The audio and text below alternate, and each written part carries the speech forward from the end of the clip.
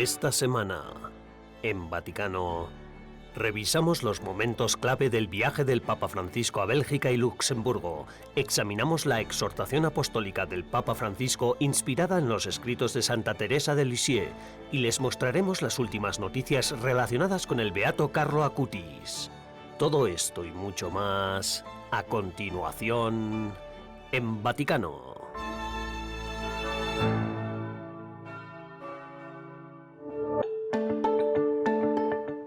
La segunda Asamblea Vaticana del Sínodo Mundial sobre la Sinodalidad, que reunió a clérigos y laicos durante casi un mes, comenzó el miércoles 2 de octubre. Inició con una Santa Misa en la Plaza de San Pedro a las 9:30 de la mañana y la primera sesión de trabajo fue esa misma tarde a las 4. Comenzó con un saludo del Santo Padre. Espíritu Santo, descenda su de voi y con voi rimanga siempre.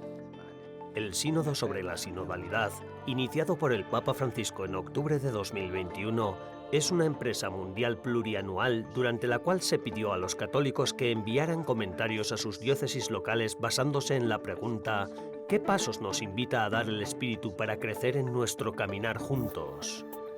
Este masivo proceso sinodal de la Iglesia Católica ya ha pasado por etapas diocesanas, nacionales y continentales, así como por la primera Asamblea Mundial celebrada en el Vaticano en octubre de 2023. La sesión de octubre de 2024 será la segunda y última Asamblea Mundial, que culminará la fase de discernimiento del Sínodo. Que el Sínodo no es un parlamento. El Papa Francisco ha dicho que concibe el Sínodo sobre la sinodalidad como un camino según el Espíritu, no un parlamento para exigir derechos y reclamar necesidades según la agenda del mundo, ni una ocasión para proceder por donde soplan los vientos, sino la oportunidad de ser dóciles al soplo del Espíritu Santo.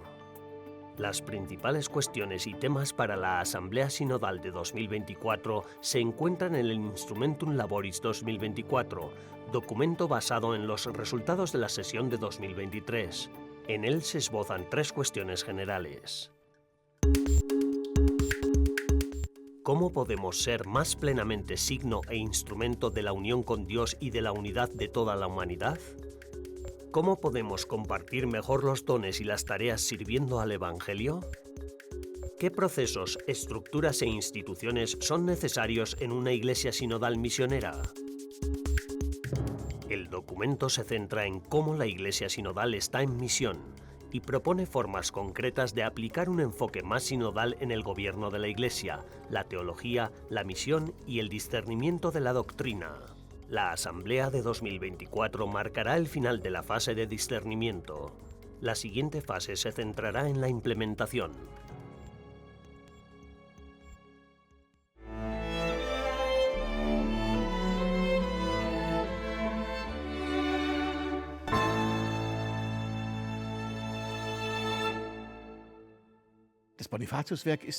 La Asociación Bonifacio tiene 175 años y fue fundada en Ratisbona, Alemania.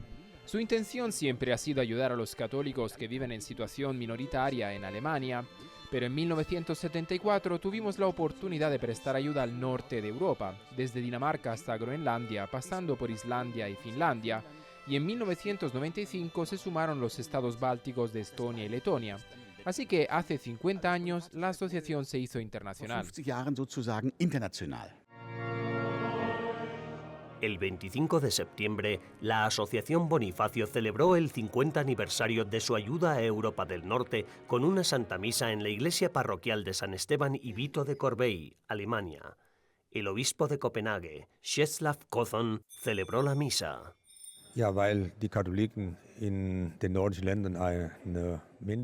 Los católicos de los países nórdicos son una minoría, por lo que necesitan ayuda del exterior, ayuda material, tal y como lo hace la Asociación Bonifacio, pero también de sacerdotes y religiosas de otros países.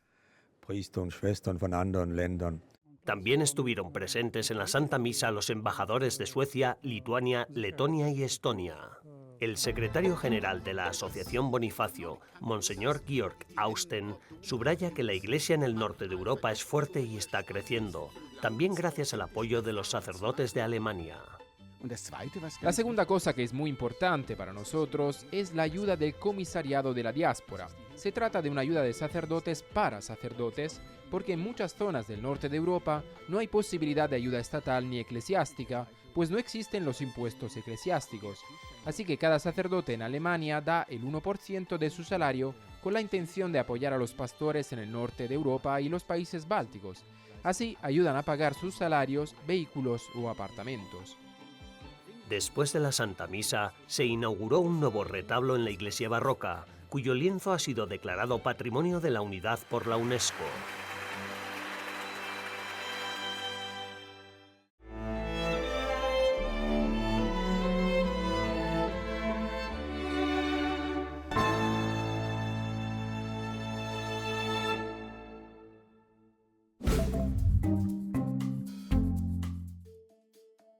Hola y bienvenidos a Vaticano Update de esta semana, con noticias más importantes del Santo Padre y del Vaticano. En su vuelo de regreso de Bélgica a Roma, el Papa Francisco reafirmó el derecho a la vida de los no nacidos, declarando que cada aborto mata a un ser humano. Reiteró su comparación de que los médicos que practican abortos son sicarios. En vísperas de la segunda sesión del Sínodo sobre la sinodalidad, el Papa Francisco subrayó que la Iglesia debe reconocer sus pecados y pedir perdón para cumplir de manera creíble con su misión encomendada por Cristo. Durante la celebración penitencial, obispos, religiosos y laicos compartieron confesiones y testimonios de aquellos afectados por pecados contra menores, contra los inmigrantes, víctimas de la guerra y de la pobreza, del medio ambiente, de los pueblos indígenas, de las mujeres y la sinodalidad. El Dicasterio para los Institutos de Vida Consagrada y Sociedades de Vida Apostólica comunicó sobre una visita apostólica a la Fraternidad de San Pedro, que comenzó el 12 de septiembre, con el objetivo de profundizar el entendimiento de esta sociedad de derecho pontificio y ofrecer ayuda en el seguimiento de Cristo. Como confirmó el Papa Francisco en 2022, la Fraternidad de San Pedro tiene permitido usar los libros litúrgicos anteriores a las reformas del Concilio Vaticano II. El cardenal Pietro Parolin, secretario de Estado del Vaticano, celebró una misa en la Iglesia de la Sagrada Familia en la ciudad de Nueva York para conmemorar el 60 aniversario de la presencia de la Santa Sede como Estado observador en las Naciones Unidas. Ser cristiano significa promover y luchar por la dignidad de nuestros hermanos y hermanas, afirmó el cardenal. El estatus de observador permanente de la Santa Sede fue otorgado en 1964 y le permite mantener una misión permanente en la ONU, acceder a documentos y asistir a la mayoría de las reuniones. La intención de oración del Papa Francisco para octubre es por una misión católica compartida. En su mensaje en vídeo enfatizó que cada cristiano es responsable de la misión de la Iglesia. También destacó que los sacerdotes no son jefes de los laicos, sino sus pastores, y que todos deben contribuir con sus talentos únicos. Gracias por ver Vaticano Update de esta semana. Daniel Ibáñez para EWTN Vaticano.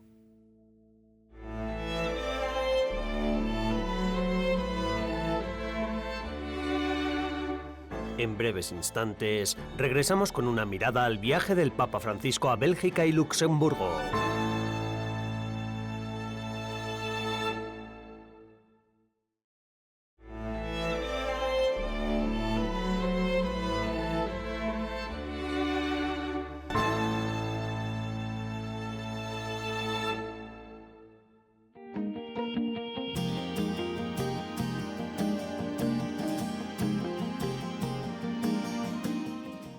Esta mañana usted se ha topado con el Papa y le ha estrechado la mano. ¿Cómo ha vivido ese momento? Ha sido muy impresionante porque como yo soy medio argentina, para mí ha sido un momento muy especial. Y porque nunca le había dado la mano a alguien tan importante como él. No tengo palabras para describirlo. Sentí tantas emociones. Hicimos este cartel con el que pedimos la bendición al Papa. Él lo vio, lo leyó e hizo. Y luego nos bendijo. Espero que se quede hasta que cumpla 100 años para que nos dé más bendiciones. Solo 2 semanas después del viaje más largo de su pontificado a Asia y Oceanía, el Papa Francisco ha vuelto a embarcarse en otro viaje, esta vez hacia el corazón de Europa para una breve visita de 4 días a Luxemburgo y Bélgica. Luxemburgo es un país tradicionalmente católico, pero se ha secularizado mucho en las últimas décadas. La nación es además multiétnica, pues la mitad de la misma está compuesta por inmigrantes. Tenemos el reto de ver cómo reunir a estas comunidades, cómo celebrar misa juntos, aunque la cuestión del idioma sea difícil, porque creo que para que todo el mundo pueda entender, al menos un poco, Luxemburgo es el único país del mundo en el que es normal celebrar la misa como en 3 o 4 idiomas. Por la tarde, el Papa Francisco se dirigió a la comunidad católica de Luxemburgo en la Catedral Notre Dame y animó a los fieles a ser misioneros, dispuestos a dar testimonio de la alegría del Evangelio en la sociedad. A continuación, entregó una rosa de oro, símbolo de la bendición papal, a la estatua de Nuestra Señora Consoladora de los Afligidos con motivo del 400 aniversario de su veneración. Ver que el Papa Francisco viene aquí y que haya 10.000 personas que se reúnan para conocerle, demuestra que nuestra iglesia en Luxemburgo no está muriendo. Todavía hay esperanza. Hay muchos jóvenes que se alegran de conocer al Papa Francisco y espero que eso nos dé un impulso para reiniciar algo. Por la noche, el Papa Francisco tomó su siguiente vuelo a Bélgica, la segunda etapa de su viaje. Aunque Bélgica es un país tradicionalmente católico, en las últimas décadas se ha convertido en una de las naciones más laicas y progresistas de Europa. También se ha convertido en un destino mundial para quienes buscan la eutanasia, que legalizaron en 2002.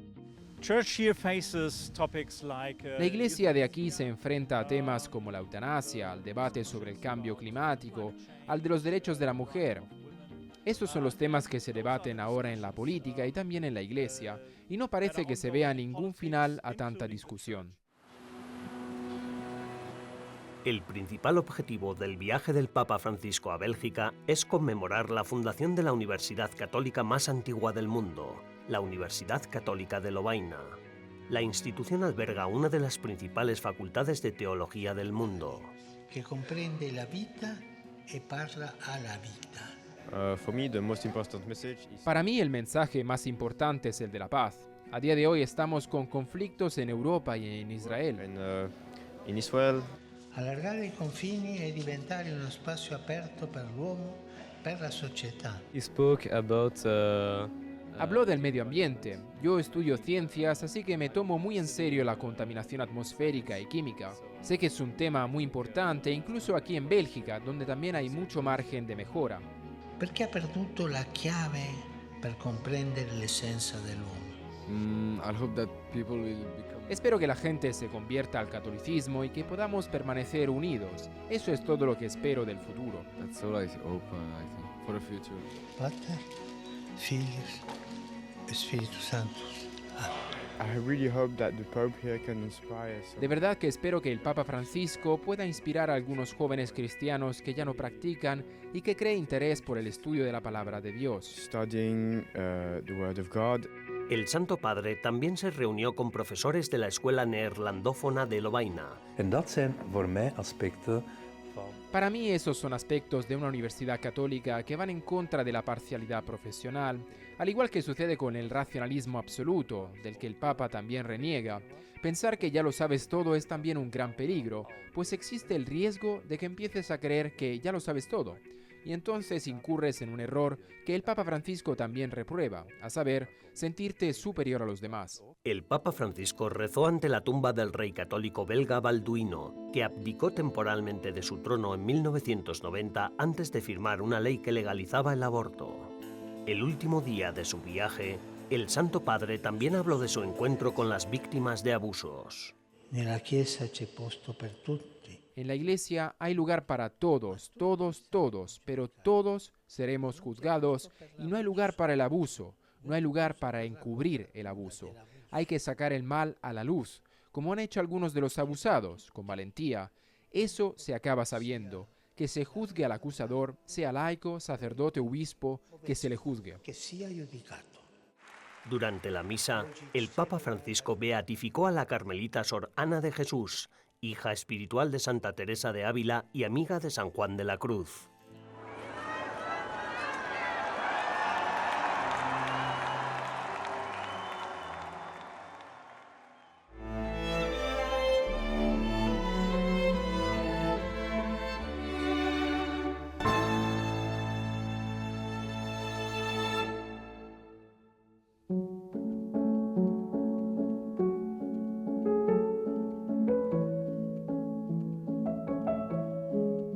I missionari infatti di cui Teresa Los misioneros, de los que Teresa de hecho es patrona, no son solo los que recorren largas distancias, aprenden nuevas lenguas, hacen buenas obras y son buenos anunciadores. No, misionero es también quien vive como instrumento del amor de Dios allí donde está. Este 15 de octubre se cumple un año desde que el Papa Francisco hiciera pública su exhortación apostólica C'est la confiance, honrando a Santa Teresa de Lisieux como doctora de la Iglesia. El Papa destaca su pequeño camino de confianza y amor, mostrándolo como una vía de santidad para todos. Aunque Santa Teresa quería ser misionera, nunca salió de su convento ni visitó Roma, pero desde 1994 sus reliquias han viajado a casi 70 países, difundiendo su mensaje de amor y confianza. En Teresa de Lisieux, la evangelización no es solo una misión, es su amor a Jesús lo que, como cita el Papa, es toda su misión, amar a Jesús y hacerlo amar. Este movimiento de amor hacia Jesús abarca el mundo entero. La visión misionera de Teresa abarca toda la humanidad, sin excluir a nadie. Esto, como también señala el Papa en el documento, es evidente desde la primera página de Historia de un alma. Della storia di un'anima, lo ricorda anche il Papa nel documento. El Santo Padre explica que esta joven santa, cuya vida y escritos se centraron en el amor y en seguir un pequeño camino de santidad, muestra que, si bien es cierto que todas las enseñanzas y reglas de la Iglesia tienen su importancia, el valor y la claridad de algunas las hace más urgentes y más fundacionales para la vida cristiana. También por eso, como dice el profesor François-Marie Letel, experto en Santa Teresa y profesor del Pontificio Instituto de Espiritualidad Teresianum, las actividades misioneras y la evangelización son inseparables de Santa Teresa de Lisieux. Il Papa Francesco ha tanto insistito. El Papa Francisco ha insistido a menudo en la verdadera evangelización, que como ya mencionó en el Evangelii Gaudium, no se hace a través del proselitismo, sino a través de la atracción. Teresa de Lisieux es ejemplo de ello. Atráeme en pos de ti y correremos, dice con símbolos muy bellos. El Papa Francisco, comparándolo con la gracia del bautismo, cita el texto: como un torrente que se precipita en el océano, arrastra todo lo que encuentra. El Santo Padre dice que en el corazón de Teresa, esta gracia llegó a ser como ese torrente que recorrió el mundo en un siglo, llevándose consigo a millones de personas a Jesús. Milioni di persone a Gesù. Es patrona de las misiones, pero nunca salió en misión. ¿Cómo se explica esto? Era una monja carmelita que vivió su vida según el camino de la pequeñez y la debilidad. Se definía a sí misma como un pequeño grano de arena. Teresa fue hermana espiritual de varios misioneros. Los acompañó desde su monasterio con sus cartas, con su oración y ofreciendo continuos sacrificios por ellos. Sin ser visible, intercedía por las misiones como un motor que, aunque oculto, da a un vehículo la fuerza que necesita para avanzar. La exhortación del Papa toma su título C'est la confiance, o Es la confianza, de una cita de una de las cartas de Teresita. Es la confianza y nada más que la confianza lo que debe conducirnos al amor. En su autobiografía Historia de un alma, Santa Teresa relató su pequeño camino de santidad y su deseo de pasar al cielo haciendo el bien en la tierra. Como escribe el Santo Padre en su exhortación apostólica, querida Santa Teresa, la Iglesia necesita irradiar el brillo, la fragancia y la alegría del Evangelio. Envíanos tus rosas.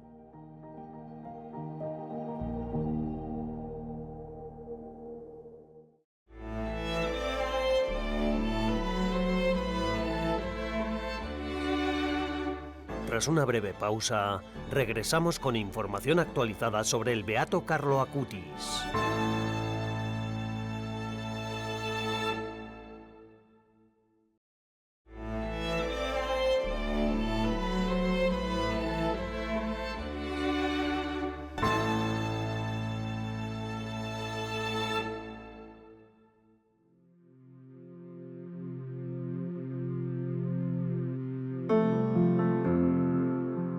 Carlo Acutis era un adolescente aficionado a los videojuegos y al fútbol.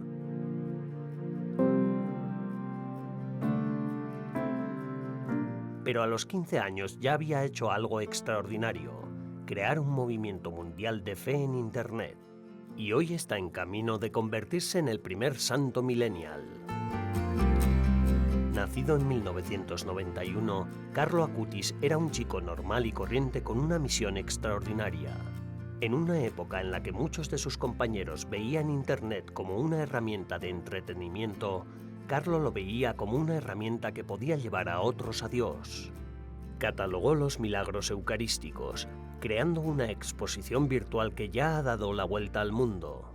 Carlo es conocido en todas partes. ¿Por qué? Porque es un santo moderno, un santo 2.0, que utilizó las redes sociales y las nuevas formas de comunicación para el bien, poniéndolas al servicio del Evangelio y de la difusión de la fe. El ejemplo de Carlo ha alcanzado rápidamente una dimensión mundial y su impacto sigue creciendo. A pesar de su alcance global, Carlo era un adolescente como cualquier otro. Le encantaban los deportes, sus amigos y su PlayStation. Pero también tenía una profunda vida espiritual, vida a la que su madre, Antonia Salzano, atribuye la salvación de su propia fe. Carlo, for me, was like a savior. Carlo, por su ejemplo, fue para mí como un salvador. Yo estaba lejos de la fe. Fue el instrumento que Dios utilizó para hacerme comprender que Jesús está realmente presente en el Santísimo Sacramento. Antes yo era como una protestante. Pensaba que los sacramentos eran simbólicos, pero gracias a Carlo comprendí, a través de los milagros eucarísticos de los que hablaba, que Jesús está realmente presente en el Santísimo Sacramento, que hay una presencia real. Y esta es la razón por la que digo que Carlo para mí es como un salvador. Con apenas 7 años, Carlo empezó a asistir diariamente a misa y a la adoración eucarística. Su vida, como recuerda su madre, giraba en torno a la presencia de Jesús sacramentado. De hecho, comenzamos el camino juntos. Recibió su primera comunión a los 7 años y desde ese momento nunca faltó a la misa diaria. Iba todos los días a la adoración eucarística. La fe de Carlo no se limitaba a asistir a la iglesia. Creía en poner su amor en acción, organizando ayuda para los sin techo de Milán con tan solo 9 años. Carlo no podía permanecer indiferente y ver sufrir a la gente. Empezó a organizar comidas, a recopilar mantas y a llevárselas a estas personas. Solo tenía 9 años cuando empezó a organizarse como una Cáritas doméstica.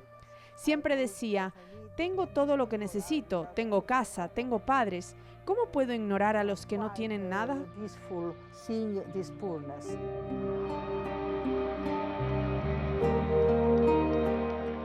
Carlo Acutis fue beatificado en 2020 y el Papa Francisco ya ha anunciado que pronto será canonizado santo. El obispo Domenico Sorrentino reflexiona sobre por qué Carlo eligió ser enterrado en Asís, siguiendo los pasos de San Francisco. Carlo non era di Assisi, era nato a Milano. Carlo no era de Asís, pero quiso venir aquí. Como San Francisco, Carlo se despojó de las cosas del mundo, ofreciéndose a Dios. La conexión de Carlo con Asís, la patria de San Francisco, es profunda a pesar de los 100 años de diferencia. En ambos jóvenes, dice Monseñor Sorrentino, vemos vidas vividas en humilde servicio a Dios, un recordatorio de que la santidad es accesible a todos, incluso en el mundo moderno. Fue en sus últimos días cuando la fe de Carlo brilló con más intensidad. Diagnosticado de leucemia con solo 15 años, aceptó su sufrimiento con gracia y se mantuvo alegre a pesar de todo. Carlo dijo que ofrecía su sufrimiento por la Iglesia y el Papa. Durante la enfermedad, siempre con una sonrisa, sin quejarse nunca, cuando los médicos le preguntaban si sufría, él decía: otros sufren más que yo, y seguía sonriendo. Realmente murió como un santo.